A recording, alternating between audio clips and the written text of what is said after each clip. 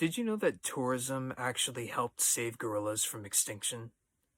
It really is a beautiful story, and I am more than happy to tell you all about it. So, you may have heard of a woman by the name of Diane Fossey. Think of her as the American Jane Goodall, except for chimpanzees, it was with gorillas. Back in the 1970s, she went out to research these gorillas and she developed a research center right in the jungles of Rwanda. And at this time, during the 70s, gorillas were close to getting wiped out as a result of habitat loss and rampant poaching. To give some context as to how bad the situation was for gorillas, their numbers in Rwanda at the time were anywhere from about 100 individual gorillas.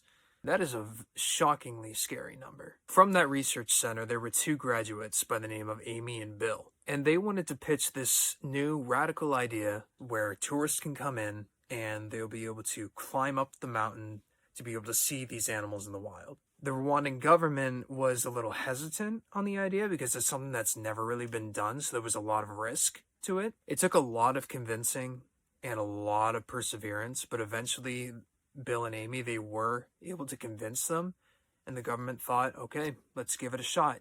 But over time, they were able to find a lot of success in getting a lot of tourism revenue into the country, and that idea expanded for gorilla treks into Uganda and the Congo.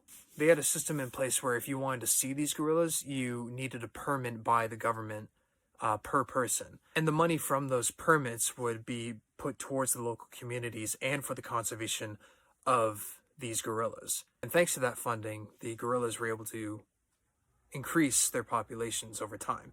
And as of 2024, in Rwanda alone, the numbers increased tenfold to over 1,000 individuals. While gorillas in the wild are still considered an endangered species, and this goes throughout all the populations, not just mountain gorillas, but eastern lowland and western lowland gorillas too.